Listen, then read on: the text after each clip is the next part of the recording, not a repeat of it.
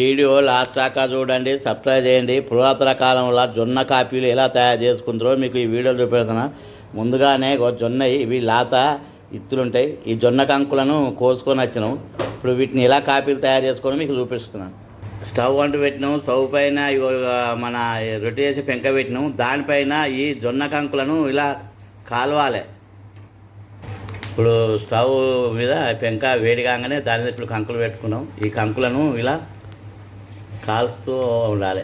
ఇవి దూరంగా కాల్చుకోవాలి. కాల్చుకున్న తర్వాత ఇవి ఒక బట్టలు వేసి కొట్టుకోవాలి. ఇవి ఉల్టా పల్టా తింపుతూ ఉండాలి కాలేదాకా. ఇప్పుడు ఈ కంకులు కాల్చుకుని అయింది. స్టవ్ ఆఫ్ చేయాలి, తీసుకోవాలి. జొన్న కంకులను కాల్చుకున్నాం. ఇలా ఇప్పుడు బట్టలు పెట్టుకొని ఇలా కట్టెతోటి కొట్టాలి. ఈ ఇత్తులు అందులో రాలుతాయి.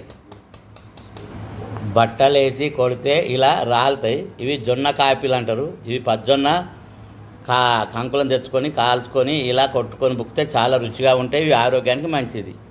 ఇవి కొంచెం చెరిగి బుక్కాలి. పచ్చజొన్న కాపీలు రెడీ అయినాయి. చాలా రుచిగా ఉంటాయి. వేడి వేడి బుక్కితే మళ్ళీ మళ్ళీ కావాలనిపిస్తాయి.